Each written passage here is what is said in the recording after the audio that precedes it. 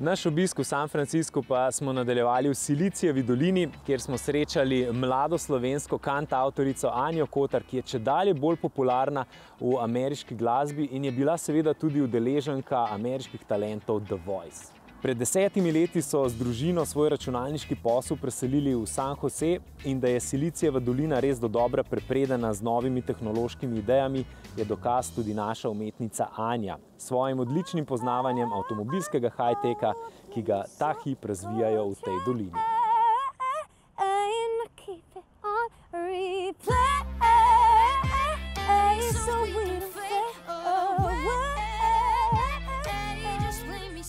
Hyperloop je hitri vlak v vakuumu, v nekakšni tubi, po katerem bi se lahko iz San Francisca v Los Angeles prišel v pol ure. In od takrat, ko je Elon Musk to idejo predstavil svetu, je v bistvu dal vse načrte za tehnološki dizajn Hyperloopa in jih naredil javne. In od takrat naprej se je veliko podjetij po svetu začelo fizično realizirati to idejo.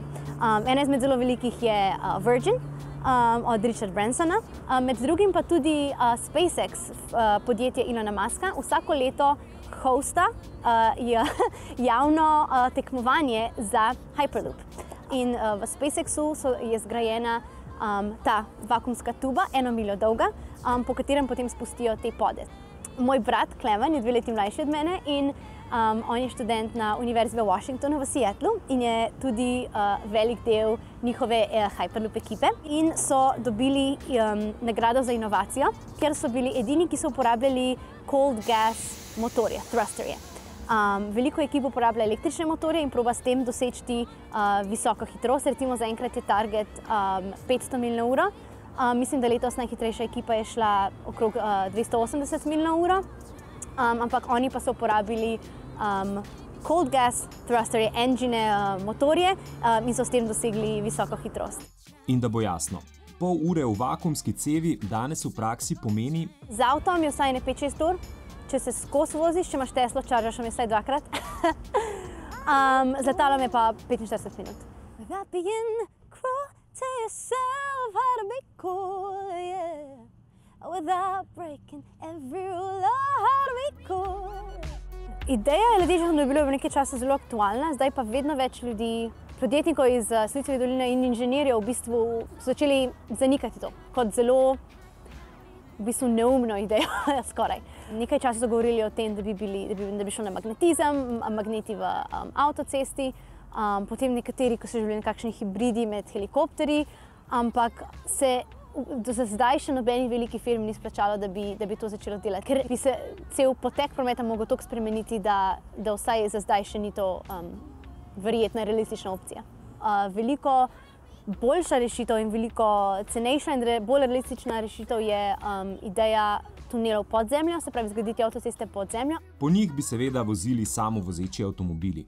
Tukaj se zdaj grejo med dvemi različnimi mentalitetami, stili, kako doseči to avtonomno vožnjo. Ena je LiDAR, se pravi Light Radar, ali pa kamere. Vsi uporabljajo AI, se pravi algoritme. LiDAR je lažje zato, ker v bistvu uporablja svetlobne valove, da mapira landscape in lahko v bistvu potem na ta način tudi AI vnaprej že napove, kaj se dogaja za ovinki. Ampak problem LiDAR je trenutno, da je zelo drag, preveč drag, da bi ga to akomponiralo vsako avtomobilo in pa zelo velik v bistvu oklep je na vrhu avta. Je pa drugače to naslednja velika stvar tukaj v Silicijevi dolini. Kolikorkoli se voziš po Silicijevi dolini, vidiš polno firm, ki poskušajo to res v nulo doseči. Zdaj se govori tudi, da bo Apple začel svoje samovozeče avtomobile delati. So samo govorice, ni nič potrjeno. Poster child of California, I've never seen her eyes, but just know. Well, she's the perfect child of California. I can't focus her forceful captivation. Takole oddaleč bi lahko rekli, da so gonilo Silicijeve doline pravzaprav avtomobili. No, preveliko število le-teh, se pravi gneča na cesti. Vprašanje torej, ali bi bilo pozitivno, če Kalifornijcem vzamemo cestne probleme. So pa minute oziroma bolje rečeno ure v avtomobilu lahko tudi koristne, no vsaj Anji koristijo.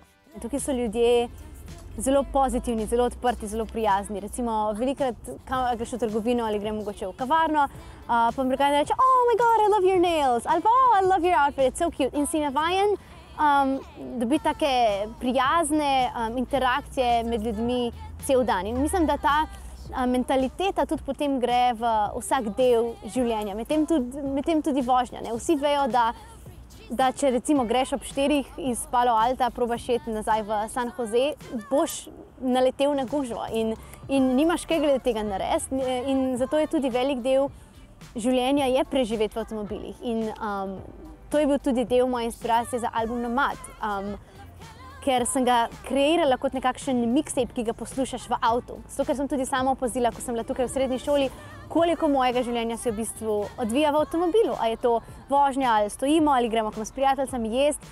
Povsod, kamor sem šla, sem morala iti z avtomobilom. In velik del tega mojega odraščanja so bili te momenti v avtomobilu. In jaz sem želela narediti album, ki je primeren nekakšnemu temu življenjskemu slogu v Kaliforniji.